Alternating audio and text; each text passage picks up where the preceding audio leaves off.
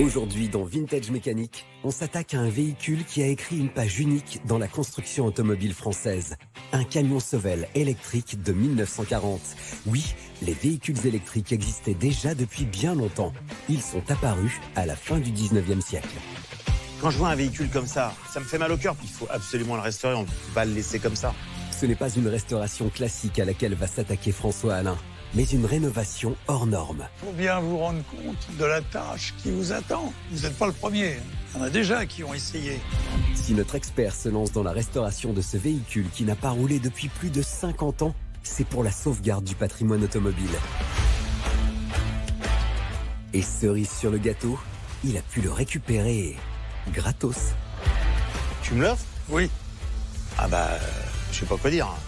Vu l'engin exceptionnel, la tâche s'annonce très compliquée pour convaincre son pool de restaurateurs.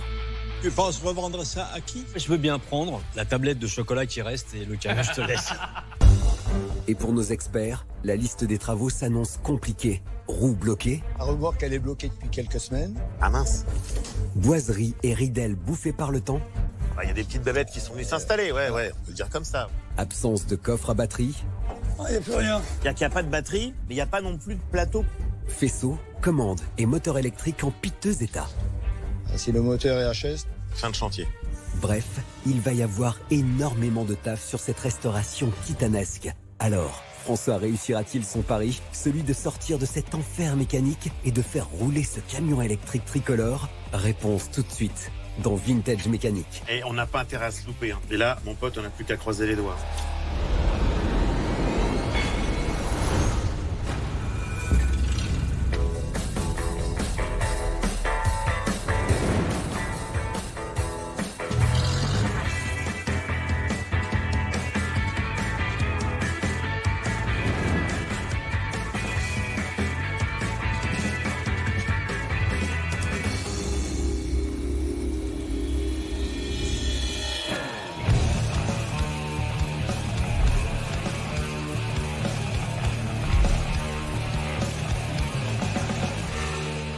Alors aujourd'hui, j'ai eu un plan extraordinaire par un ami qui m'a filé le tuyau du siècle. Je me trouve dans le musée des poids lourds à Contres et malheureusement, ce musée va fermer. La collection va être dispersée et pour moi, c'est peut-être l'occasion de récupérer des engins extraordinaires et c'est très très important que tout ça soit préservé et restauré.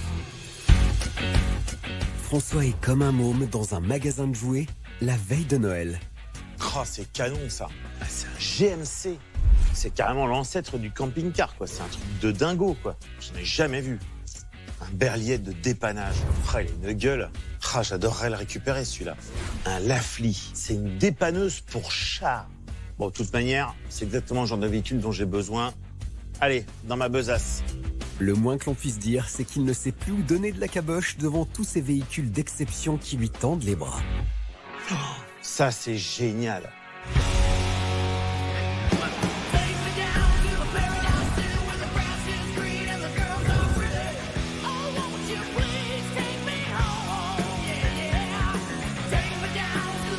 Le camion poulain, le vrai, sur une base de Sauvel. Ces camions électriques naissent en avril 1925 à Saint-Étienne. Leur origine, la modernisation de la collecte des déchets en ville. Pour la Sauvel, société des véhicules électriques qui apparaît en 1926, la solution est électrique. En 1927, le premier camion Ben voit le jour à Villeurbanne. Il est lent, a une autonomie de 60 km malgré d'énormes batteries, mais est parfaitement adapté à la ville et ses arrêts fréquents. Mieux, il est plus rapide que ses confrères thermiques dans les montées. En 1935, 26 municipalités adoptent cet engin. Mais c'est la Seconde Guerre mondiale qui va propulser Sauvel. L'essence est rationnée, la demande en électrique explose. Résultat, les commandes se diversifient avec des bus, autocars et décuplent, passant d'une trentaine à 800 engins par an. En 1940, la chocolaterie Poulain en demande 2. Ces camions sont parfaits pour rallier la gare de Blois à l'usine, située 500 mètres plus loin. La fin de la guerre marque le retour de l'essence. En difficulté, Sauvel disparaît en 1977. Si je dois repartir qu'avec un seul véhicule aujourd'hui, ce sera celui-là. Ce camion Sevel boxe dans la catégorie poids lourd avec ses 5,43 m de long pour 2,38 m de large. Poids sur la balance, 4,5 tonnes. Charge utile, 3 tonnes. Originalité, son moteur électrique tétrapolaire à excitation série 80 volts est relié au différentiel. Ce cœur électrique est alimenté par près de 2 tonnes de batterie situées dans 2 berceaux sous le châssis, délivrant une tension de 96 volts. Côté conduite, un contrôleur est installé sous les sièges protégés par 2 fusibles, permettant d'avoir 5 vitesses en marche avant.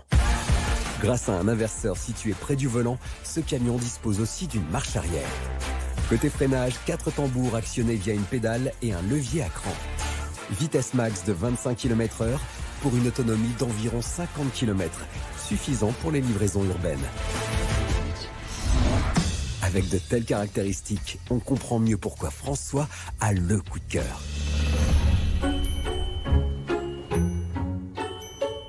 Qu'est-ce que vous faites là? Ah pardon, excusez-moi.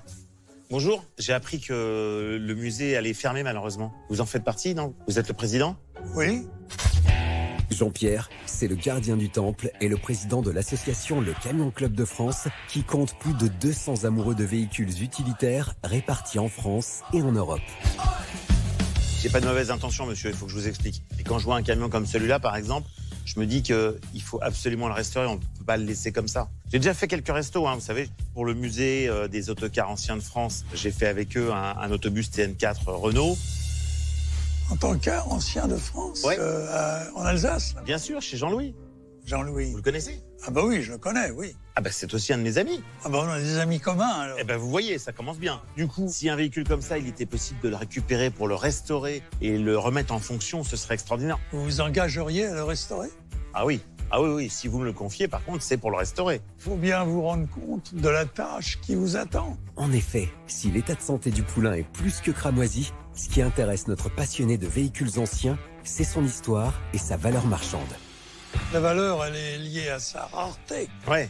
Par contre, vous savez bien comme moi, le poids lourd, ça n'intéresse pas beaucoup de monde. Dans l'état comme ça vaut quoi? Dans les 5 000 €, quelque chose comme ça? À peu près. Moi, vous savez, sur un véhicule comme ça, c'est pas une question de bénéfice ou de quoi que ce soit. La question, c'est de le restaurer, de lui redonner vie. Place maintenant au check-up complet pour savoir si cette restauration est réalisable. Ouais, effectivement, si la roue a été démontée, c'est sans doute que les freins sont bloqués. Il y a de la corrosion un peu partout, évidemment. Tout ça, ça a été bouffé par l'humidité. Donc là, effectivement, tout ça, c'est corrodé. Pare-choc, faut le retordre, le reformer bien proprement. Rien de bien méchant niveau carrosserie et accastillage. Voyons si les autres points de contrôle sont eux aussi encourageants. Ah, par contre, ouais, il y a un peu de boiserie là. Oula, il y a un peu de boiserie qui a pourri avec le temps là. Ce qui peut être pas mal, Jean-Pierre, c'est qu'on vérifie le contenu des caissons. Au niveau électrique, Ouais, il n'y a rien. c'est-à-dire? Toute l'installation électrique, le schéma de câblage. Ah, il n'y a pas d'archives. Non, les batteries, je ne sais même pas si on peut les alimenter. Bon, on essaye d'ouvrir le caisson pour voir ce qu'il y a dedans. Hop, voilà. Ah ouais. C'est-à-dire qu'il n'y a pas de batterie, mais il n'y a pas non plus de plateau. Il faut reconstituer un bloc de batterie. Le seul truc, c'est qu'évidemment, il faut repartir à zéro. Absolument. Ouais, donc il y a un peu de boulot quand même. Compliqué. Pas de batterie, pas de faisceau, ni de schéma électrique. Mais alors, qu'en est-il du moteur électrique?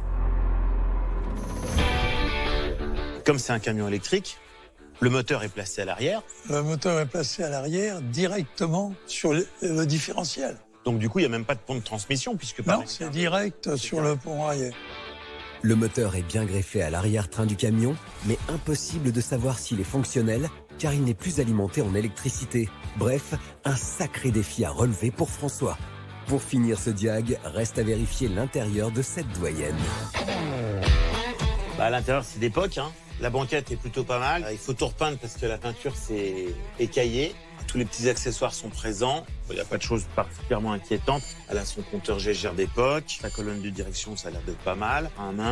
Et surtout, il faut la cultiver dans son esprit d'époque. Malgré les stigmates esthétiques et toutes les inconnues techniques, ce camion a tapé dans le cœur de notre expert. Son objectif maintenant, négocier avec Jean-Pierre.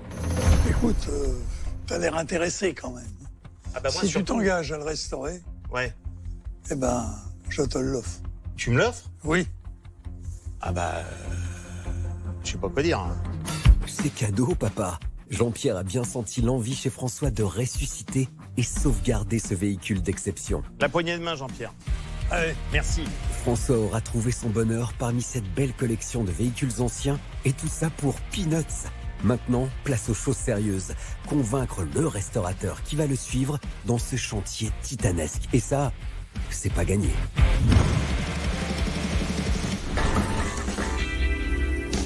Il est temps maintenant pour François d'accueillir et de convaincre son pool de restaurateurs pour chiffrer et obtenir le meilleur devis pour son camion Sauvel électrique de 1940. À l'issue de ces enchères, celui qui formulera le meilleur devis remportera le marché.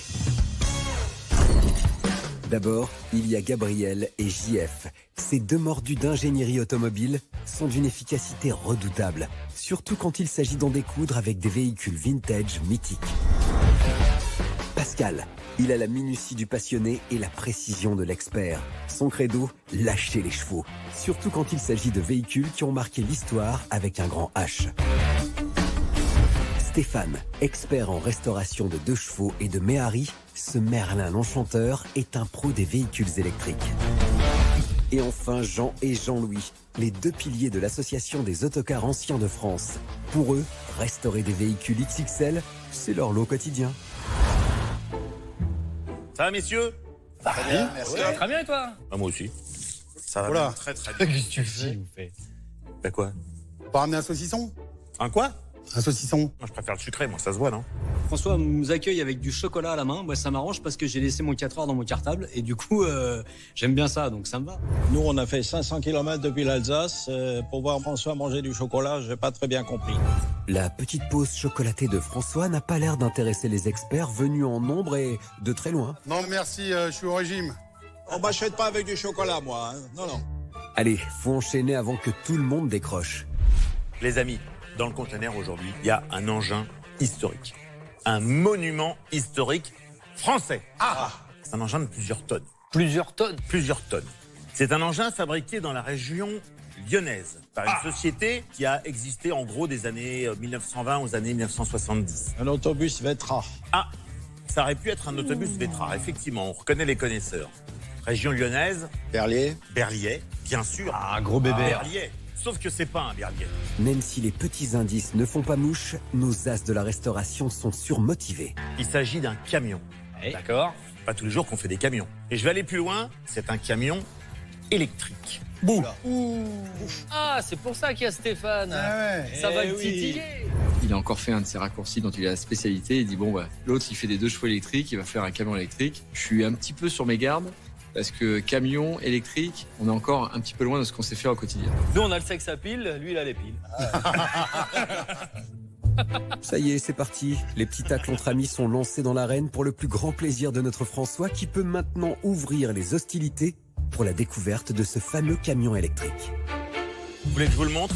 Allez. Est-ce que vous voulez que je vous le montre? Allez. Vous êtes chaud? Yes. Vous êtes très chaud? On est chaud, Cacao. Vous êtes chocolat! Bravo! Oh là là, le chocolat.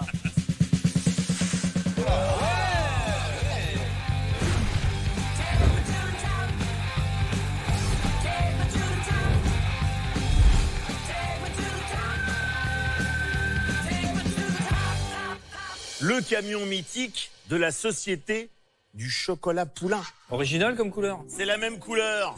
Alors, le détail. quand même. Oui, effectivement, c'est pour ça, d'où le chocolat, puisque c'est un camion qui a servi à la marque et qui forcément faisait du chocolat.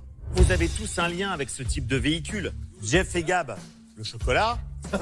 Véhicule français. Vous deux, bah évidemment, vous avez un musée consacré aux poids lourds et aux autocars, donc quelque part, on est quand même dans la même famille. Pas les camions. Les autocars hybrides, pourquoi pas. Mais les camions, nous, on a 140 autocars. Qu'est-ce qu'on va foutre avec un camion électrique en plus? Tu te rends pas compte? Ce qui nous attend avec ça, moi, je suis sceptique. Ce serait votre premier véhicule de ce type-là dans votre musée, par exemple? Ouais, non, mais nous, on a que des cars et des bus. Hein. Et c'est un peu pareil pour tout le monde. Stéphane aussi, tu pourrais faire la même je chose t'arrête chez tout de suite. toi. Moi, ma spécialité, c'est plutôt les chevaux. Alors les poulains. La bonne ambiance est de mise, tout le monde a l'air bien détendu. C'est le moment idéal pour parler du diagnostic du camion. Le véhicule est plutôt en pas trop mauvais état, il est plutôt relativement sain. Il a besoin évidemment d'un peu de cosmétique. Mais là, il n'est pas question de le refaire à neuf.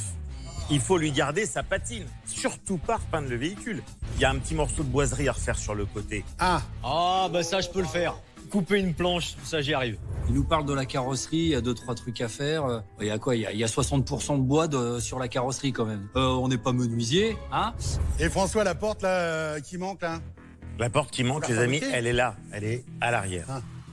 Vous inquiétez pas. Pour le moment, le Diag n'a pas l'air de faire sourciller tous ces gaillards. Ouais. Espérons que la suite ne démotive pas nos troupes. Au niveau mécanique, il faut des batteries neuves, des batteries modernes pour être efficace. Ça marche à quelle tension? On sait un petit peu Est-ce qu'il y a une notice? J'ai pas d'archives là-dessus. Le plan du faisceau, tu l'as pas non plus, j'imagine. Dans le plan du faisceau, je l'ai pas. Problème essentiel sur ce véhicule, c'est comment il marche. On n'en sait rien. On ne sait pas si le moteur marche, on ne sait pas comment on doit le faire fonctionner. Et là, sur la partie électrique, quand il me fait le descriptif, je me dis là, il faut tout de suite que je sorte de là parce que de mon expérience, ça va être une vraie galère. L'ambiance devient de plus en plus tendue entre nos experts. La cause, c'est l'électrique. Et la suite du Diag risque de créer quelques tensions, voire un court-circuit. Le problème qu'on a sur ce type de véhicule, évidemment, les pièces n'existent pour la plupart plus. L'important, c'est que si on veut qu'il roule, il faut trouver des idées de l'adaptable dans le respect de l'esprit d'origine. Jean, ancien électricien, adorerait récupérer le projet. Mais il y a quand même peut-être un peu trop d'inconnus sur le dossier. Ouais, mais là, c'est pas possible. Tout est conçu, ça tout s'imbrique les uns dans les autres. Tu ne pourras pas remplacer avec un autre moteur. Hein. Le moteur, soit il tourne, c'est réglé, soit il tourne pas et il restera sur place. Tu penses revendre ça à qui? Tu crois que tu vas trouver quelqu'un qui tu va t'acheter ça? Tu vas l'avoir sur les bras. Tu là, rêves un après, peu là. Vous allez pas me laisser tomber, les gars. Mais tu sais, la prochaine fois, fais venir des conservateurs de musée. Là, tu auras peut-être des gens intéressés. Ça risque d'être coton pour reprendre la main et convaincre ses experts avant les enchères. À quel prix on commence? Tu sais que chiffrer un truc comme ça, c'est impossible. C'est compliqué. On ne sait pas ce qui marche et on ne sait pas ce qui marche pas. Je reconnais que sur un chantier comme celui-là, il va falloir donner de sa personne et être passionné pour lui redonner vie. Naturellement, tu veux que ça roule dans 15 jours? Non. Les gars, je vais être honnête avec vous. Là, c'est une tranche d'histoire. Il n'y a pas de finalité derrière, parce que pour l'instant, je n'ai pas encore de clients potentiels derrière. Donc pour l'instant, au moins, en termes de délai, c'est cool. Donc en gros, tu nous demandes de nous engager dans le noir sans savoir s'il y a un client au bout. Et il y a à peu près rien qui marche sur le camion aujourd'hui. Alors moi, je veux bien prendre la tablette de chocolat qui reste et le camion, je te laisse. Moi, je passe. Non, pas chaud. Non, franchement, non. Je suis prêt à y mettre une somme de 15 000 euros. Ah, Non, mais là, tu fais mieux que d'habitude. C'est juste sur la peinture, ça. 15 000, François, tu oublies. Une enveloppe de 15 000 euros en soi, c'est une somme, mais là, ça suffira jamais. Parce que 15 000 euros, finalement, c'est quelques semaines de travail. Et là, il n'y a pas des semaines de travail, il y a des mois. Ouais, le camion électrique risque de rester clairement sur les bras de François. Nous, on peut éventuellement te faire une proposition, mais pas à 15 000. Même si les camions, c'est pas le truc de Jean-Louis, il a peut-être une idée pour renflouer les caisses de son association. Mais à 20 000, on serait prêt à prendre le risque. Bon, écoutez les gars, je vais trouver la fin de budget pour boucler tout ça, pour y arriver, parce que je peux pas me dire que ce véhicule-là va mal finir. C'est donc Jean et Jean-Louis qui remportent le chantier pour 20 000 euros.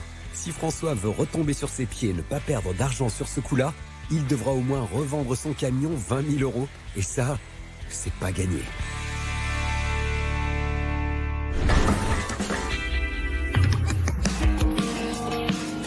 Premier jour de restauration. C'est en Alsace, à Wissembourg, dans le royaume de l'Association des autocars anciens de France, que nous retrouvons Jean et Jean-Louis en pleine discussion. Alors, t'es content qu'on a récupéré ce truc-là? Les camions, c'est pas notre truc, tu le sais bien, c'est des autocars. Si tu permets, il faut qu'on s'ouvre un petit peu à tout. Et je suis persuadé qu'on va y arriver. Je ne partage pas du tout ton optimisme. Hein. On n'a jamais fait ça. C'est un véhicule 1940, un moteur électrique. Les gars qui ont fabriqué ça, les gars qui ont fait l'entretien sur ces véhicules, ils sont plus là, les gars. Hein. Et il y a plein d'électriciens chez nous qui demandent qu'à travailler. Ils vont y aller à reculons, à mon avis. Hein. Petite mise au point entre nos deux experts. Ce camion divise avant même d'entamer la restauration. Et le moins que l'on puisse dire, c'est que Jean-Louis, il le sent vraiment pas ce chantier. Et attention, François Alain, on l'a pratiqué. Si tu le maîtrises pas, si tu le gères pas, ça part dans tous les sens. C'est un passionné, il est comme nous, il va nous aider. Je pense qu'il va même peut-être nous aider à trouver ce qui nous manque. Bah tiens, quand on parle du loup... Ah, ça me fait bien plaisir de venir vous voir. Salut François. Ça va? Ouais, ça bon. va, et toi? C'est super que vous ayez récupéré ça, parce que vraiment, c'est un morceau d'histoire, ce véhicule. Oui, c'est pas encore gagné. Hein. Tu fais comme si c'était réglé d'avance. Jean connaît ma réticence. Vous sentez très optimistes, les gars. Voilà. Ça vient du fond du cœur. Voilà. Oui, tu veux nous acheter avec du chocolat? C'est pas avec ça que je vais accepter plus facilement de restaurer ce véhicule. J'ai besoin d'être convaincu avec beaucoup plus d'arguments qu'une boîte de chocolat. Pourquoi vous n'avez pas descendu le camion? Alors voilà, là, ça commence déjà. Alors, vas-y, explique-lui tout ce qui va pas. On a eu énormément de mal à le monter sur la remorque. Ouais. Et quand on a voulu le descendre, là, il est carrément bloqué. Je me refuse de le tirer. Je te propose qu'on sorte peut-être un demi-arbre ou les 2 demi-arbres de roue pour voir si on n'a déjà pas un problème sur le pont. Parce que si le pont est cassé, en sortant les demi-arbres, on évite de casser plus. D'accord. Si le moteur est bloqué, pareil. On risque pas d'entraîner le moteur et de le casser plus. Ouais. Jean joue la carte de la prudence et il a bien raison. Pour cette opération, il a fait appel à une team 5 étoiles. Les 4 mercenaires de la restauration des autocars anciens de France. Et c'est Fernand qui lance les hostilités en accrochant le camion au Fenwick pour bien sécuriser le tout. Stop! C'est bon, tu peux tout arrêter. Le reste de l'équipe dépose le demi-arbre de roue pour éviter de casser le moteur. Le camion doit ensuite être soulevé à l'aide d'un cric pour libérer les roues. C'est bon, ça tourne. Ah, ça, c'est une bonne nouvelle. Par contre, celle-là, elle est carrément bloquée. On a trouvé le problème. Hein. On se rend compte que la roue arrière gauche bloque. On va descendre le véhicule et on verra par la suite exactement ce qui se passe avec cette roue. On va déjà pouvoir le déplacer. Et pour descendre en toute sécurité le camion, nos experts placent un tire-palette, une sangle et le tour est joué. C'est réglé. Le camion descend tout doucement du plateau. Jean-Bernard, on essaye d'y aller tout doucement. Allez, on y va. Et peut prendre place au milieu de ce bel écrin d'autocar. Donc la problématique, quelle est-elle? Il faut que le moteur marche, il faut que le pont soit en état. Ouais. C'est bon, on peut serrer la main, on y va, on continue. C'est pas bon, on arrête. J'ai bien compris qu'il y avait un vrai gros risque. Pas de temps à perdre, il faut être fixé. Jean et toute son équipe enquillent avec la levée du Sovel. Ouais, super. Est-elle un chef d'orchestre? Allez, c'est parti, on monte. Il dirige ses virtuoses de la mécanique pour la mise sur chandelle à l'aide de colonnes de levage. Bon, stop, c'est très bien comme ça. Ça y est, tout est sous contrôle. Et après un petit tour dans le conservatoire des transports, François rejoint son expert qui a gardé avec lui Frédéric, son jeune padawan. Alors lui, il va nous aider à dépatouiller le problème. Ah ok, il est branché électricité. Il est ingénieur en électricité. Ah ouais, bon, ça va aller tout seul alors. On va ouvrir et on aura une vision sur le rotor. D'accord. Et on saura s'il y a déjà une relation physique entre le rotor D'accord. et le pont. Ok. Le rotor, c'est la partie mobile d'un moteur électrique. Le stator, la partie fixe. Combinés, ils permettent à l'électricité d'actionner l'axe des roues. Pour bien vérifier si les éléments ne sont pas bloqués, Fred ouvre la trappe. Bon, ça a l'air comment à l'intérieur? Bah écoute, moi ça m'a pas l'air choquant. Hein. Faut voir si ça tourne. Hein. Je te propose d'essayer de faire tourner cette roue. L'autre, de toute façon, elle est bloquée. Cette roue doit faire tourner ce moteur. Ok, bon, on croise les doigts les mecs. Hein. Premier coup de stress pour nos 3 mousquetaires. Si le moteur ne tourne pas, ce serait fin de chantier et retour à la capitale pour François.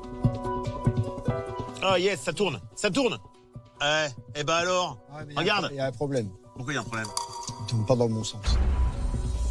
Mais tu te fous de moi, il suffit de changer de sens de... Putain, bien sûr, je me fous de ta gueule. Regarde, putain, ça tourne. C'est top. Bon, déjà, il n'y a pas de blocage mécanique, d'accord? On tourne la roue, le moteur tourne. Ah, on est sauvé. Mécaniquement, on peut dire, tiens, ça marche.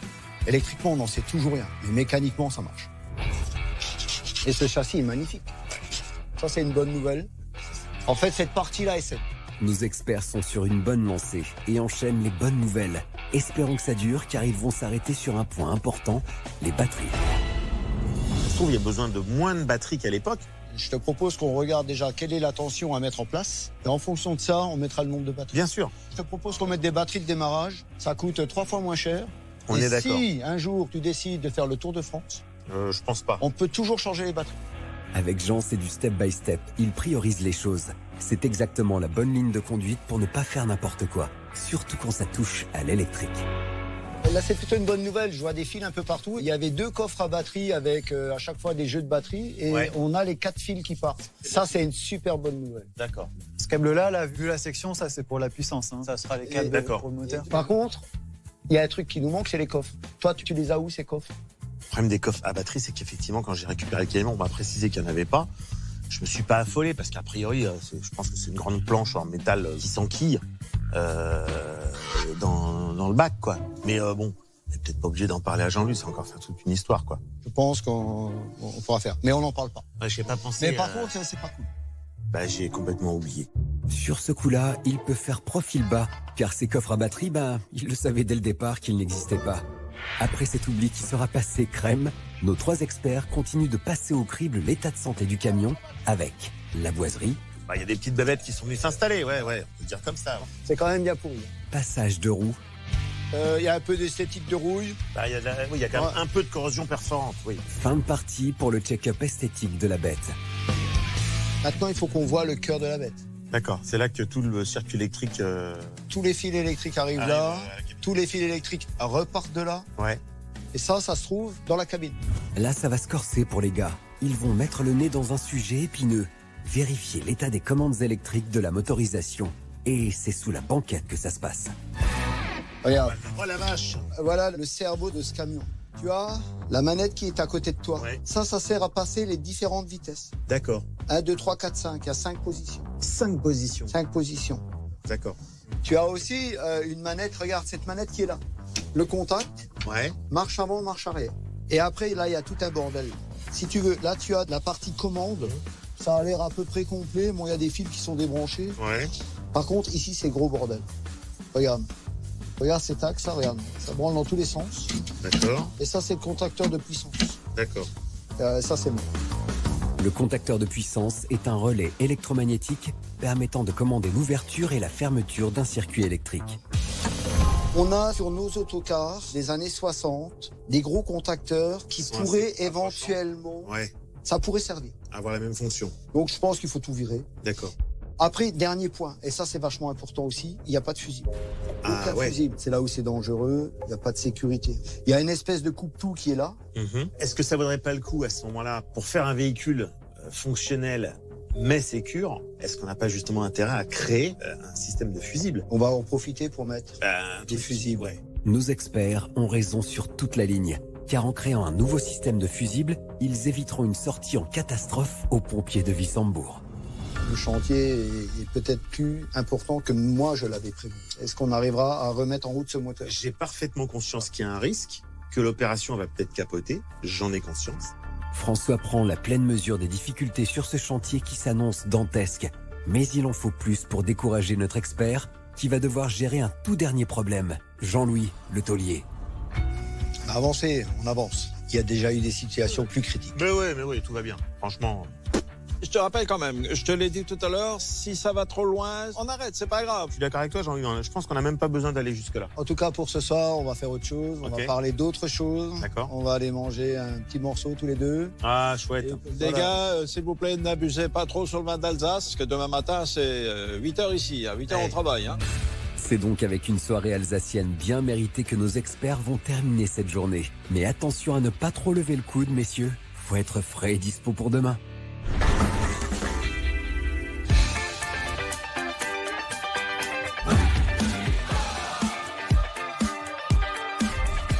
Deuxième jour de travaux. La nuit fut courte pour nos experts, mais Jean et Fred, eux, sont déjà en pleine réflexion sur la suite des travaux. Je propose qu'on essaye ce...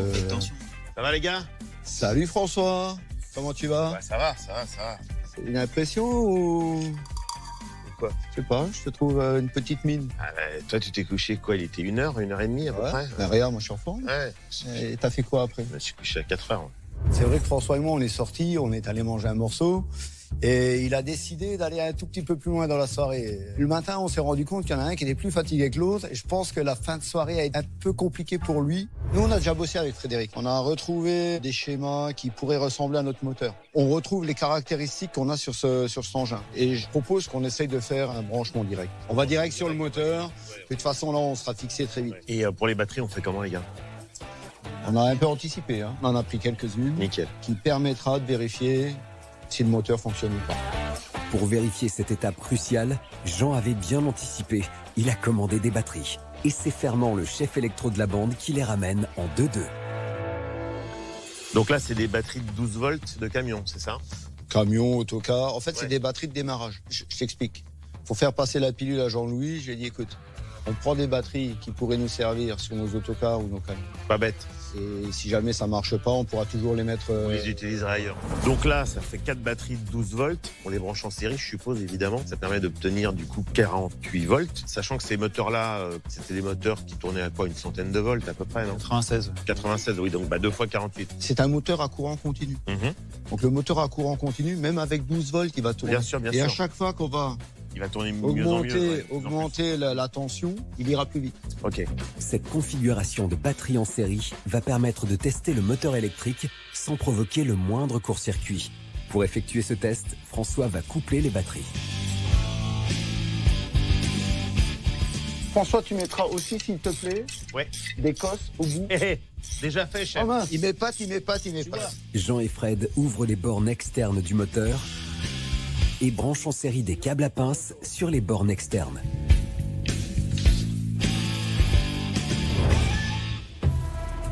Donc là, le moteur est raccordé. Et pour pas prendre de risque, on va pas aller sur le 48 volts. Tu vas le raccorder sur une seule batterie.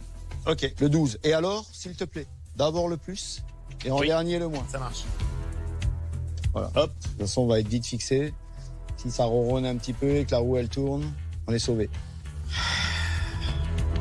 Ce moment est important. Nos 3 experts retiennent leur souffle et ne pensent qu'à une chose: redonner vie à ce cœur électrique. Il se passe rien. Tu as bien branché, hein? Ah ouais, non, mais on est sûr. Hein. C'est ça, Jean. Erreur de votre part, les gars. Non, c'est ça, Jean. Je comprends pas, ça peut que marcher. On est directement sur les bornes du moteur. Je me suis dit là, il est mort. Et naturellement, à ce moment-là, il y a Jean-Louis qui arrive. Je suis pas bien. Je suis vraiment pas bien. Salut tout le monde. Je vois avec des petites mines, qu'est-ce qui se passe? Rien, c'est parce qu'on a fait la fête un peu tard hier soir. Donc je suppose que tout fonctionne comme vous voulez.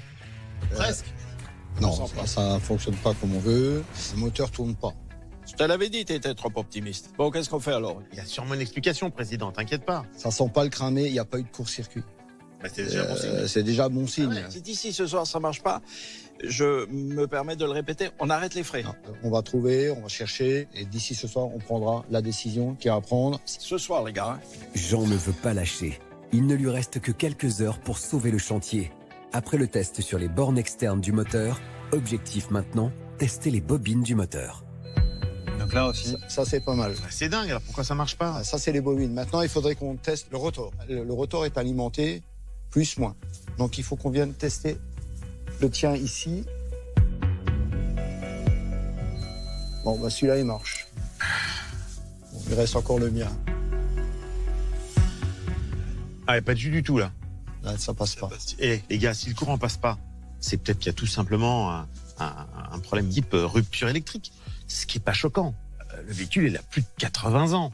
Donc, des câbles qui, au bout de 80 ans, sont un peu fatigués, c'est pas très, très surprenant. Bah là, on peut se raccorder directement sur le rotor pour faire un test. Ouais. Et comme ça, on voit si ça tourne ou pas avant de changer un câble. On teste juste comme ça. Moi, ça me paraît une très bonne idée. L'idée, elle est bonne. Pendant que Fred confectionne un câble provisoire pour relier les batteries au rotor, Jean déconnecte un des câbles potentiellement défectueux. Et là, il y a un loup. Hein. Mais carrément. Là, il y a un loup. Tu vois le fameux câble, là, la liaison qu'on n'avait pas entre l'intérieur et l'extérieur, bah, tu as trouvé la coupure. Hein. Elle est là. Nickel. Elle est là. Donc, il faut qu'on arrive à le retirer. Et après, on va pouvoir faire les essais. Ah bah tiens, là, t'as vu la gueule qu'il a? Regarde. Ouais, c'est mort de chez mort. Le câble de liaison à l'intérieur du moteur est complètement pourri. Regarde ça. Ah bah c'est vraiment de la merdouille. On comprend mieux pourquoi le moteur électrique était totalement éteint. Heureusement, les as de la restauration vont pouvoir faire un test avec le câble provisoire Made in Fred. Avec ça, on va pouvoir être fixé. On va le raccorder directement maintenant sur le rotor. On refait tout le câblage et on relance la machine. On fait ça comme ça? On y va les gars, bravo. Allez. C'est parti pour le raccordement des bornes du moteur avec le câble provisoire et l'ensemble des batteries. Donc il reste plus qu'à brancher le négatif de mon côté et théoriquement, on est bon. S'il te plaît, vas-y, on va essayer de limiter le suspense là parce que ça commence à faire mal au ventre. Si là ça ne marche pas, alors c'est que le moteur, les bobinages ou quelque chose est HS. Donc là il y a une pression énorme. Là il n'y a pas d'autre alternative. Ou il tourne, ou effectivement le projet s'arrête définitivement. Ça marche! Regarde ça. Ça marche! Bravo! Bravo! Incroyable. Nos 3 mousquetaires ont réussi un tour de force. Redonnez vie à ce Frankenstein électrique. Bravo les gars. Bon bah écoute, c'est super. Pratiquement pas de bruit. Là on est qu'en 12 volts. Maintenant regarde. Passe d'une batterie à l'autre. Allez vas-y, continue.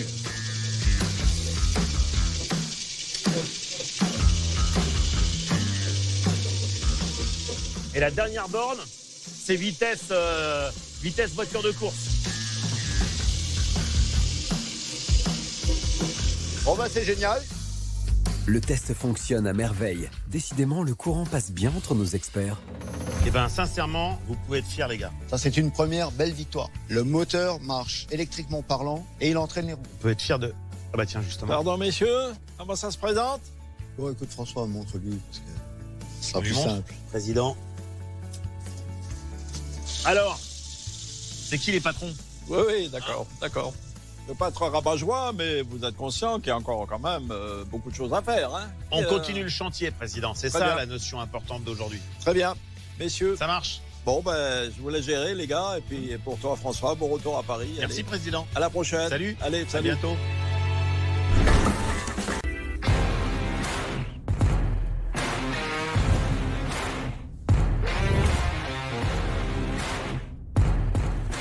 Dixième jour de travaux. François a décidé de faire un peu de sport et débarque au garage à bicyclette pour rejoindre Jean. Ça va, Jean? Salut François. Oh, t'as l'air soucieux, toi. Qu'est-ce qui se passe? C'est moins qu'on puisse dire. On a bien avancé, par contre on est tombé sur des galères qu'on ne pensait pas trouver. Bah, mamie, elle a 80 ans, hein. Il y a forcément des mauvaises surprises. Je vais quand même te faire un point sur ce qu'on a fait pendant que tu n'étais pas là, parce qu'on a quand même bossé. Ouais, bah, je me doute. Bah, ça se voit, de toute manière. Pendant l'absence de François, ça a carburé dur dans tout le hangar, avec la dépose des caches batteries,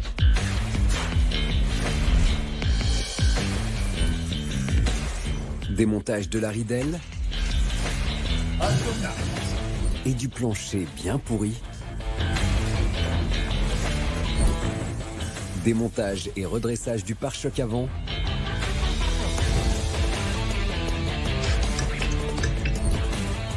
et de la partie inférieure de la face avant.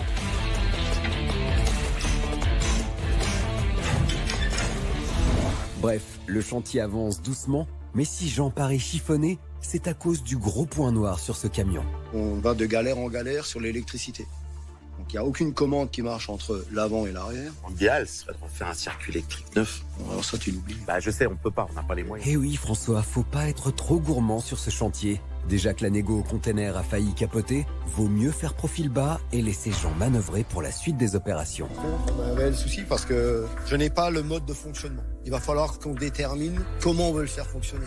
Parce que essayer de le refaire fonctionner à l'ancienne, C'est pas gagné. non, c'est mort. Ça va être compliqué de le remettre en route. En fait, on passe par des hauts et des bas. Le moteur tourne si on l'alimente en direct, mais depuis la cabine, il se passe absolument rien.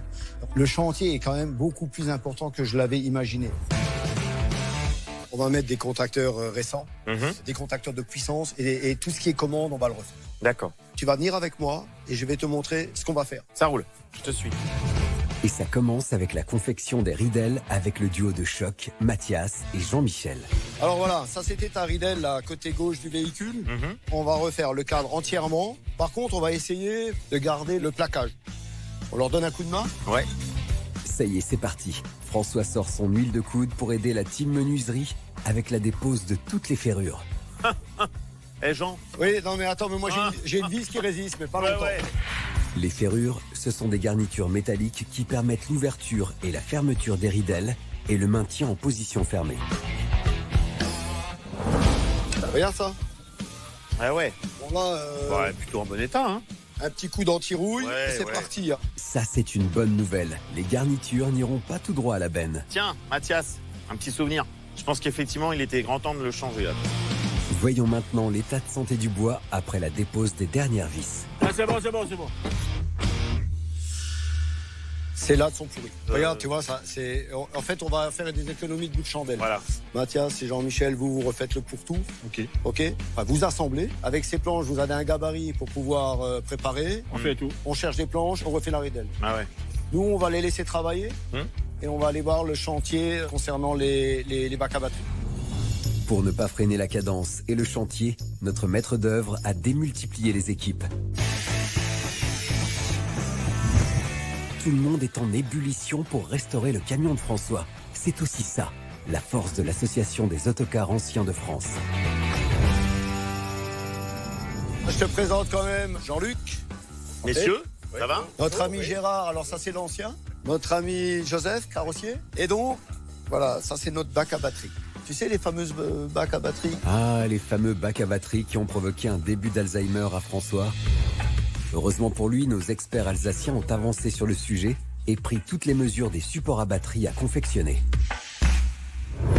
À l'époque, il est glissé sur les cornières, directement. Il y avait de la graisse et tu glissais ça. Là, on va faire dans la modernité. On a trouvé des glissières, forte capacité. On va mettre ça dessus. On va avoir grosso modo 150 kilos là-dessus. Facile. C'est 10 fois moins. Qu'est-ce qu'il y avait à l'époque? Allez messieurs, on y va. Montrez-moi que vous êtes les meilleurs. Alors. Pour cette opération, nos experts vont croiser le fer et se transformer en ferronniers des temps modernes, avec découpe à la meuleuse, soudure, mesure et réglage au cordeau à l'aide d'un maillet.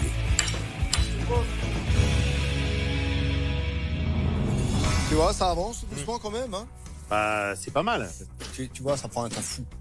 Il faut tout mesurer, il faut tout adapter, il faut tout réimaginer. C'est surtout ça, moi, que je trouve passionnant.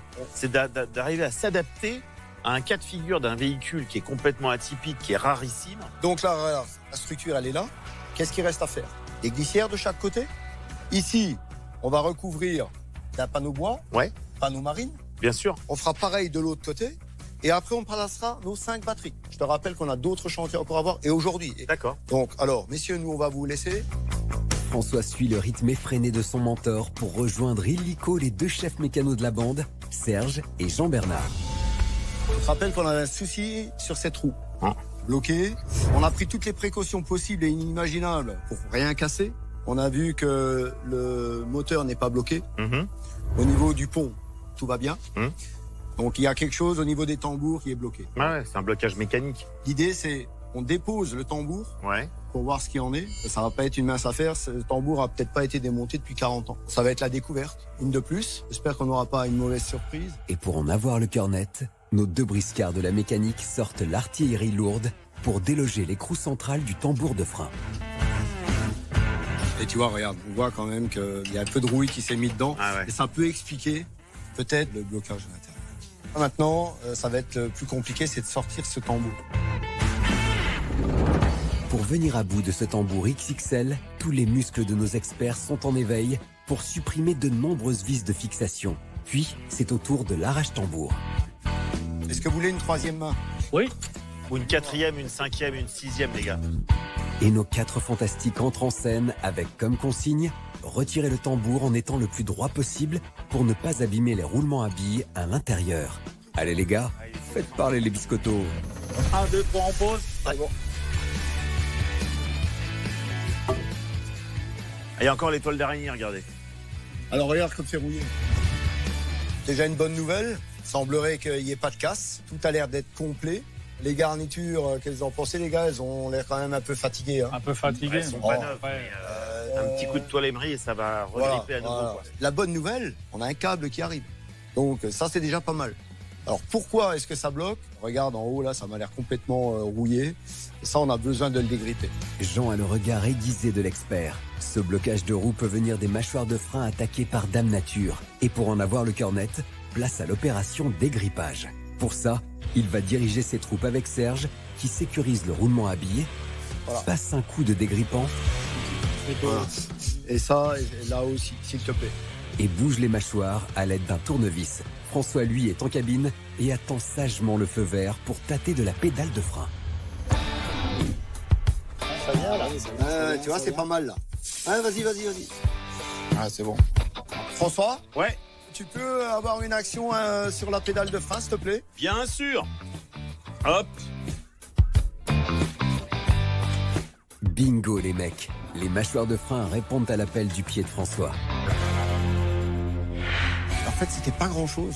La roue, elle tournait pas. Ouais. Et j'avais vraiment peur qu'il y ait de la casse. En fait, il n'y a rien de cassé. C'est plutôt une bonne nouvelle. On va dire que les freins, c'est réglé. Ok. Bon, nos deux experts peuvent retrouver le sourire. La journée se termine plutôt bien.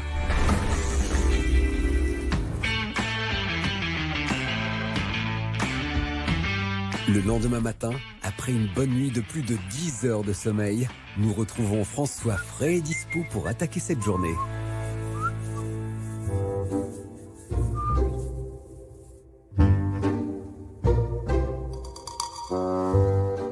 Qu'est-ce qui se passe là? Pardon. Le véhicule Sauvel. On a réglé tous les problèmes mécaniques. Par contre, électriquement parlant, il n'y a rien qui marche. Mis à part le moteur. Donc on essaye de deviner ce que nos ancêtres ont fait à l'époque. Je vous rappelle qu'on n'a pas de schéma. Si Jean est perdu sur la configuration électrique de l'époque, c'est que c'est un fonctionnement qui date de plus de 80 piges. Comment ça marche? Une fois l'interrupteur général enclenché pour relier les deux demi-batteries situées le long du châssis au système électrique du camion, le conducteur agit sur l'inverseur de marche près du volant afin de sélectionner l'un des 4 modes. Marche avant, position neutre, position charge ou marche arrière. Il agit ensuite sur le levier du contrôleur pour sélectionner une vitesse parmi les 5 obtenues par différents montages électriques. Le contrôleur va ensuite alimenter le moteur de traction placé dans l'essieu arrière et c'est parti. En première vitesse, une résistance agit afin de limiter le couple du moteur électrique. Lorsque le conducteur freine, l'alimentation électrique de traction est interrompue. Pour la réactiver, un bouton poussoir au plancher sous le... Il suffira de sélectionner le mode charge sur l'inverseur et de brancher une prise dans la fiche de charge du camion. Notre expert ne pourra pas reproduire à l'identique cette configuration, mais il a déjà pensé à une piste pour bien avancer dans cette énigme. On s'est rendu compte le dernier coup qu'il n'y avait pas de protection du tout. C'est-à-dire que toute la puissance des batteries qui sont là, et je vous rappelle qu'il y en a 10, ont passé par ce boîtier sans aucune protection.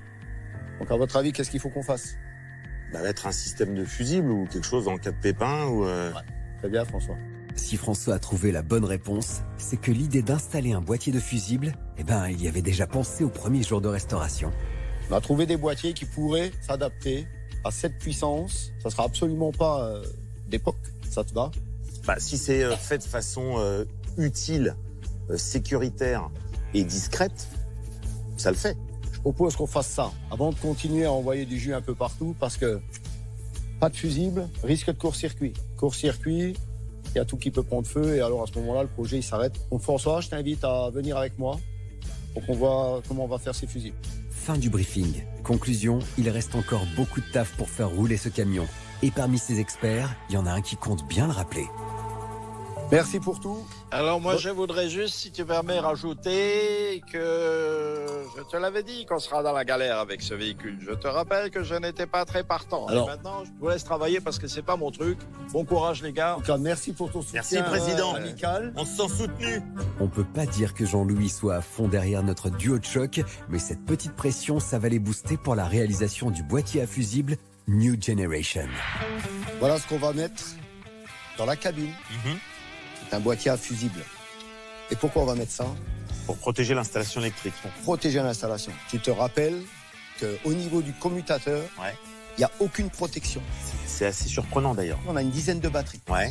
Si ces batteries rentre en court-circuit, on va avoir un courant du court-circuit qui va atteindre 1500, 2000, 3000 ampères. C'est énorme. Ça va faire une explosion phénoménale. Ouais. Ces deux petits appareils-là, que tu vois là, vont permettre de protéger l'installation. Bah, c'est le principe des fusibles comme à la maison, quoi. C'est exactement ça. Sauf que là, on va avoir des puissances un peu plus élevées.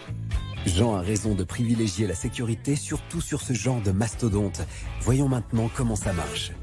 Il y a deux éléments métalliques là.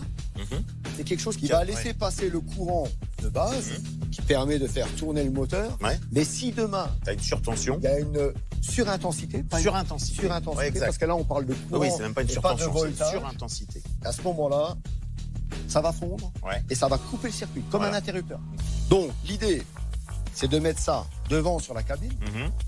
Donc, pour relier le boîtier de commande à ce boîtier, j'ai des fils. On va mettre des cosses pour qu'on ait une connectique. Parfaite.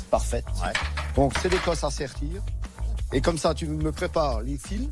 Et moi, je vais les raccorder au niveau de ce boîtier. À ce moment-là, on aura une installation qui sera protégée. Qui sera sécure. On pourra mettre les batteries dans les bacs à batterie quand ils seront terminés, raccordés sur l'installation.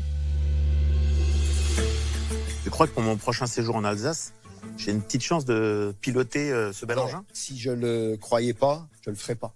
Et je t'avoue que je veux que ça marche, juste pour moucher le président. Ça, c'est bien envoyé. Reste maintenant à fabriquer ce boîtier à fusible. Et pour ça, nos deux experts prennent une pince coupe-câble, coupent le bout du câble électrique sur 1 cm, placent une cosse. Une fois que tu as fait ça, tu vois, c'est pas mal. Puis serre le tout avec une pince à sertir. Tu pompes et à un moment, ça va claquer. Et voilà, c'est tout bon. Et pour protéger le câble, installation d'une gaine thermo-rétractable. Là, un petit coup de chaud. Jean va ensuite apporter un petit coup de mini chalumeau. La gaine thermo-rétractable est un isolant. Elle assure la protection des câbles contre l'abrasion, les produits chimiques et l'eau. Juste ce qu'on va faire, on va les repérer parce que comme ils sont tous les 4 noirs, ce sera plus simple. Un positif, un négatif. Au moins un repère, au moins pour savoir lequel est lequel. Un petit tour de scotch ici. Nickel. Comme ça, on sait qui est qui. Je repère sur la borne ici. Je sais que ça sera ce côté-là. Nickel. Et après, on fera pareil pour les autres. D'accord. Nos deux électros en chef confectionnent les autres câbles et les relient avec minutie sur chaque fusible. Bien sûr. Il est temps maintenant d'installer ce boîtier flambant neuf directement en cabine. On a ici nos fameux 4 fils et nos 2 fusibles qui sont à l'intérieur. On va les raccorder sur ce véhicule à l'avant, sur ce contacteur. Si tu regardes bien en dessous de toi, on se retrouve avec des bouts de fil de cuivre là, qui servent de fusible. C'est pas catholique comme installation. C'est typiquement le genre de truc qui serait pas homologué aujourd'hui. Donc on va remplacer ces 2 bouts de fil là par nos 2 câbles qui sont ici. Les 2 autres de l'autre côté par ces 2 câbles là. Les 2 autres. Et à partir de ce moment-là, on est tranquille. On a sécurisé l'installation, on peut mettre les batteries dessus, on peut tenter le coup. Une lueur d'espoir rayonne dans tout l'atelier, mais restons pragmatiques, messieurs. Place à l'installation du boîtier en cabine. Vas-y. Attends, faut monter encore. Là, t'es dedans. Nickel, là, t'es bon. Voilà à quoi ça va ressembler. Donc ça dénote pas trop, en fin de compte. Bon, bah écoute, ça prend tournure. Maintenant, il y a tout le reste du boulot et ça, c'est pas une mince affaire. Clairement. Tu l'as compris, ça reste un chantier hyper compliqué. Mais honnêtement, on y voit quand même beaucoup plus clair. Mais il y a du boulot. Bon, dans combien de temps je peux revenir, chef? D'ici 15 jours, on y verra beaucoup plus clair. Je pense qu'on a vraiment fait un grand pas. Je te laisse repartir. Salut François. Salut Jean. Merci d'être venu. Et bravo. Retour à la capitale pour François. Jean a du pain sur la planche. Et s'il ne veut pas que le camion s'encroute dans le hangar, il va falloir qu'il avance à pas de géant sur le Sauvel. Sinon, il risque de s'attirer les foudres de Jean-Louis, le grand patron.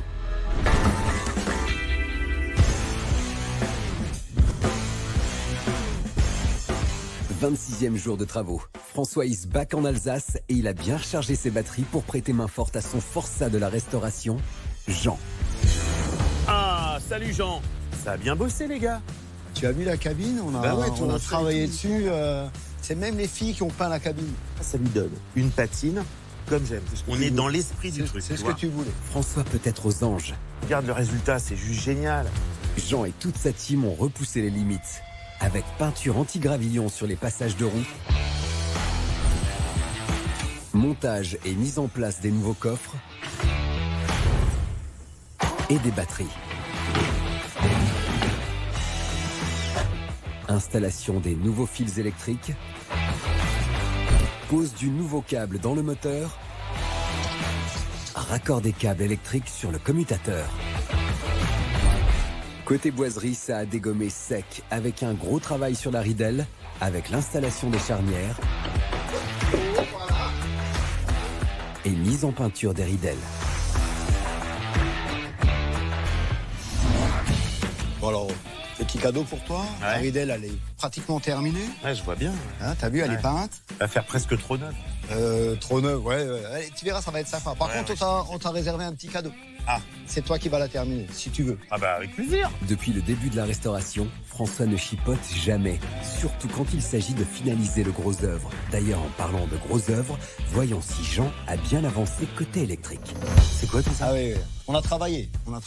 C'est un petit peu le fonctionnement du véhicule. C'est des contacteurs, des relais, des batteries, des contrôleurs, des schémas de câblage. François est scotché devant tous ces schémas techniques. Il trouve ça beau. Il n'y comprend pas grand-chose, mais il trouve ça beau. Jean va pouvoir, image à l'appui, expliquer le fond de ses recherches. La commande au volant, il y avait une clé dessus. Ouais. Et cette clé n'existe plus. Malgré tout, on peut bouger le levier. C'est-à-dire que n'importe qui monte dedans, il appuie dessus, il tourne, ça s'en va. Et tu n'as pas de moyen de le contrôler. Il n'y a aucune sécurité. D'accord.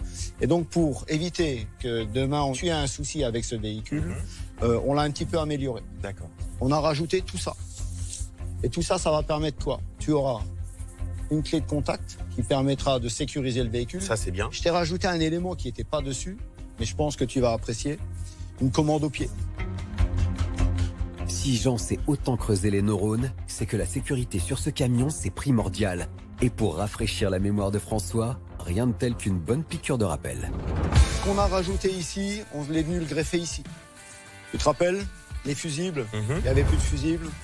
On a déplacé les fusibles au tableau de bord, ils seront accessibles et c'est des fusibles qu'on retrouve. Ensuite, tu as ici le fameux contacteur qui te permet d'alimenter le moteur par le pied. Et juste pour ta petite information, le fil qu'on a remplacé à l'époque, il est là. D'accord. Si on arrive à faire le schéma de commande, la puissance, elle est remplacée, on devrait arriver à bouger ce véhicule. Voilà. Tu m'as l'air dubitatif. Eh ben non, c'est pas dubitatif, c'est admiratif pour être. La démonstration sur papier de Jean scotche François sur place. C'est un travail titanesque qui a été pensé. Reste à le mettre en application et pour ça, direction la cabine. Là, je vois qu'il y a quand même des câblages anciens qui sont restés. Est-ce que l'idée, c'était de s'adapter avec des câbles modernes au sein du circuit électrique d'origine, ou est-ce que tout bien à terme, tu vas virer tout le circuit électrique d'origine? Pour l'instant, on va essayer de garder ce qui marche. D'accord. Tu te rappelles ce fameux levier? Oui, marche avant, marche arrière. Le fameux levier où la clé ne sert à plus rien. Aucune sécurité. Donc c'est pour ça, je t'ai parlé de mettre un contacteur à clé et j'ai trouvé ça. C'est un contacteur à clé qui se faisait dans les années 50, 60, qu'on retrouve sur pas mal de véhicules. Et là, c'est les vitesses. D'accord, d'accord. Et ça, en fin de compte, ça va agir sur cet ancien contacteur. D'accord. C'était le contacteur de puissance qui est mort. Ok. J'ai trouvé un équivalent. Voilà. Ça, c'est ce fameux contacteur qui va remplacer ça. Le contacteur est un appareil électrotechnique destiné à établir ou interrompre le passage du courant à partir d'une commande. T'as un fil qui arrive là, entre là et là, pour l'instant, le courant passe pas. Une fois que je demande une commande, je mets du jus sur la bobine, et la bobine, qu'est-ce qu'elle fait? Elle fait ça. D'accord. Quand tu fais ça, le courant passe entre les deux. C'est un interrupteur motorisé. Et donc ça, c'est ce qui va permettre de faire fonctionner le moteur. Ça, c'est ce qu'on a mis ici. Et ensuite, pédale de commande. Une espèce de pédale de machine à coudre. Mais qui nous permettra de donner l'impulsion. Ouais, c'est pas idiot. Tu appuies, tu enclenches le contacteur. Et là, ton véhicule devrait bouger. Bon, en tout cas, bravo, parce qu'on se retrouve avec un véhicule qui est plus sécure qu'à l'époque. Et moi, ton côté MacGyver, je t'avoue que ça me bluffe. La comparaison est flatteuse, mais MacGyver est un pimpin à côté de ce que Jean a prévu sur ce camion. On va démonter cette tôle, et puis on va avancer dans notre processus. Démonstration. Fais attention à mes doigts. Perçage de la tôle. Et voilà. Tiens, bouge pas, ça me fait une paire de lunettes. Pose du contacteur à clé et du témoin lumineux. Et voilà, nickel. La petite clé, et on est tout bon. On n'a plus qu'à l'installer. Nos 2 experts filent en cabine pour raccorder le contacteur et le témoin lumineux. Vient ensuite la préparation et l'installation de la pédale. Et pour ça, Jean va jouer de la perceuse, lasser un ressort, refermer le tout, et le tour est joué. Alors, ça dit quoi, François? Ouais, c'est vrai que du coup, elle est un peu haute, mais bon, on n'a pas le choix. C'est pas si mal. Donc on peut brancher électriquement. On peut tenter. Pour ça, Jean assure le dernier raccordement électrique en cabine. Espérons que cette nouvelle installation soit safe et surtout fonctionnelle. Allez, laisse-moi câbler les batteries. On fait une séance de zénitude. Oui, c'est bien. Merci. Pendant que Jean câble les batteries, François se plonge dans ses chakras les plus profonds pour y dégager toutes les bonnes ondes. François. Yes. Pour moi, c'est bon. C'est à toi de jouer maintenant. C'est le moment tant attendu. Tout va se jouer sur un coup de clé. Des heures et des heures de travail peuvent partir en fumée. La pression est palpable sur le visage de nos experts. Allez François, faut se lancer. Ça y est. Ah, c'est cool. Premier bon signe. J'appuie sur la pédale. Non. D'abord, tu choisis avant ou arrière. Ah bah oui. Allez. Mets une vitesse dedans. Voilà. Et maintenant, essaye la pédale. Attention.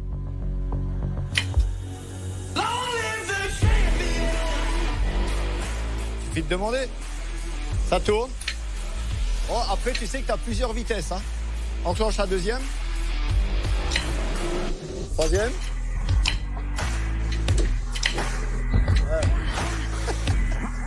C'est génial. Incroyable. Le cœur électrique répond parfaitement à l'appel du pied de François. Ouais, ça y est, il est neuf. De quoi mettre en joie nos 2 experts qui ont réussi à réveiller la vieille Rambière. Ça marche. On n'est pas sur la route. Pas encore. Et avant de le mettre sur la route, il faudrait remettre la ridelle. Et là, c'est pour toi maintenant. Pour se remettre de toutes ces émotions, rien de tel qu'un atelier peinture avec les ridelles. Donc voilà, on t'a préparé des petits pinceaux. C'est parti pour notre artiste peintre. Mais on sent bien qu'il n'a pas l'âme d'un Léonard de Vinci et ça va. Jean le voit direct. C'est toi qui as fait ça? Ouais. Oh putain. François. Pourquoi? Regarde. Oh putain. Ah oui, c'est pas terrible. Bon, Picasso. C'est moi. L'aventure va s'arrêter là? Pour corriger les cacounets de peinture laissés par François, notre Alsacien n'a pas le choix. Il fait appel à ses maestros du pinceau. Et sans être méchant, au rythme où va Jean-Michel, il y en a pour 3 semaines, non? Elle est un peu facile celle-là, François. Allez, vaut mieux se faire discret et se rendre en cabine pour terminer cette journée avec la pose du plateau, de la banquette et du dossier. Ça semble pas trop mal. Oh, on est bien, Tintin. Bon alors, tu me fais un peu de place, François? Allez, viens. Ah, on est bien là-dedans. Voilà, ça c'est bien. Ah, écoute, pour moi, c'est très bien. Bon, qu'est-ce qu'on fait? On l'essaye maintenant? Ah non. Ah bon? On va faire ça tranquillou demain.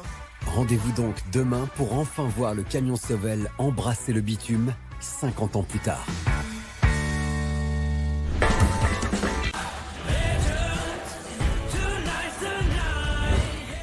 Ça y est, François débarque au garage avec un bon petit café dans le ventre et la gouache des grands jours. Salut mon François.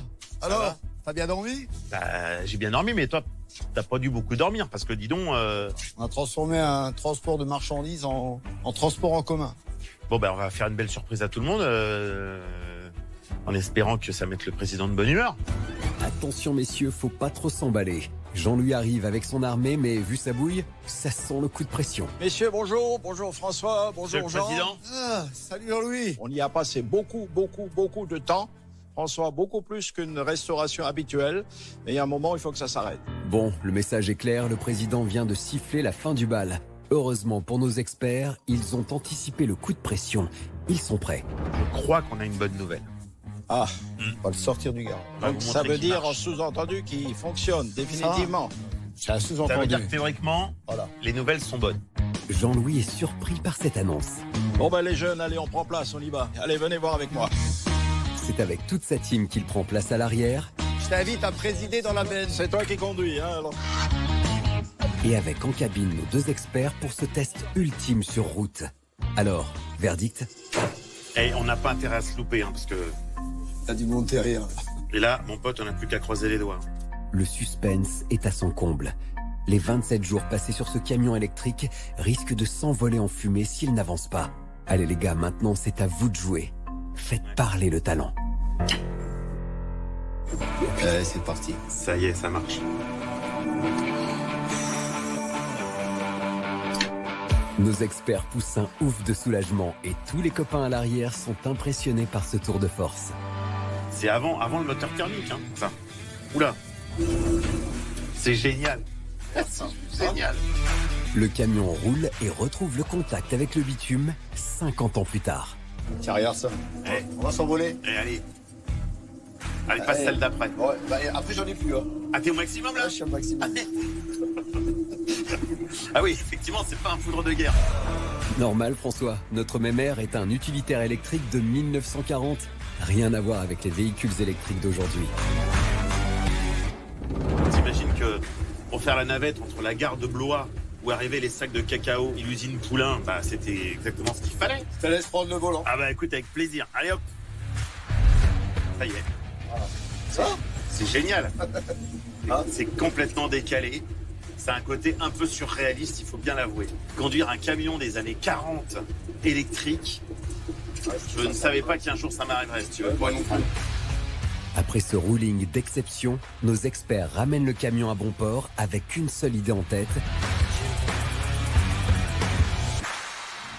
Savoir ce que pense le taulier. Je suis agréablement surpris.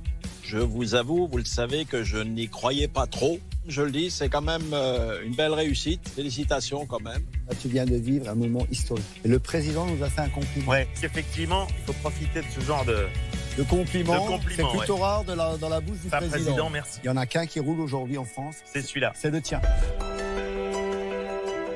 Bon, François, l'aventure se termine. Alors, symboliquement, je te remets la clé du véhicule. Voilà. Merci les gars. Il est à toi. Maintenant, tu as avancé un petit peu dans tes tractations. Pour être franc, c'est un véhicule tellement atypique que ça se vend pas évidemment n'importe où, n'importe qui, n'importe comment. Donc c'est un peu compliqué. Donc pour l'instant, j'ai pas vraiment d'acheteur concret tout de suite maintenant. Bon, sur ce coup-là, François l'a joué en mode dilettante. Aucun acheteur à l'horizon et la restauration est terminée. Pas sûr que Jean-Louis accepte de stocker le camion de notre expert gratos. Tu veux que je te dise? Ouais. Au fond de moi-même, j'attendais cette réponse. Parce que moi, il me plaît bien ce véhicule. Ça me fait un peu quelque chose de le voir partir. Excuse-moi de t'interrompre, je rappelle quand même qu'au conseil d'administration, on a prévu des recettes à hauteur de 20 000 euros. Hein. Ah oui. Jean-Louis casse net l'ambiance et l'enthousiasme. Faut dire que cette somme rondelette pèse énormément dans les comptes de l'association. Ça n'existe pas. C'est unique. Tu sais que nous, on a un conservatoire des transports où on n'a pas de véhicule électrique. C'est sûr qu'il serait bien, il serait joli, il ferait bonne figure au conservatoire des transports de Wissembourg. Ça, c'est sûr. Moi, dans l'absolu, je sais qu'ici, effectivement, il sera présenté, il aura une vraie vie. François a trouvé une occasion en or pour ne pas se retrouver avec son camion sur les bras. Et pour tenter de convaincre définitivement le président, il va sortir son dernier atout. Dans ce cas-là, je vous en fais symboliquement don. Donc moi, du coup, je gagne rien, mais c'était pas le but. Le but, c'était de le sauver.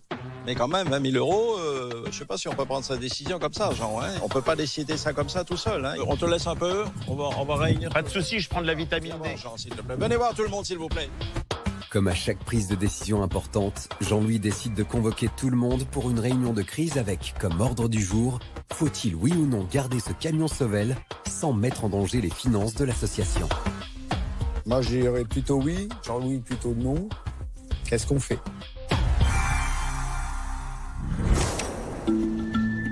Bon, François, je m'en doutais un peu, c'est pas gagné d'avance. Ah. Je te rappelle quand même que nos caisses sont vides, on a une association à but non lucratif. 20 000 euros, ça nous aurait fait beaucoup de bien dans la caisse. Bon, ça sent le roussi pour François. Le stress commence à monter. Il va falloir prévoir un retour du camion sur plateau et trouver un lieu pour le stocker. Bref, la loose. Bon, malgré ça, tout le monde est à peu près d'accord, à part une ou deux abstentions, pour accepter ta proposition. Donc, tu nous ferais don du véhicule et nous, on l'expose au Conservatoire des Transports.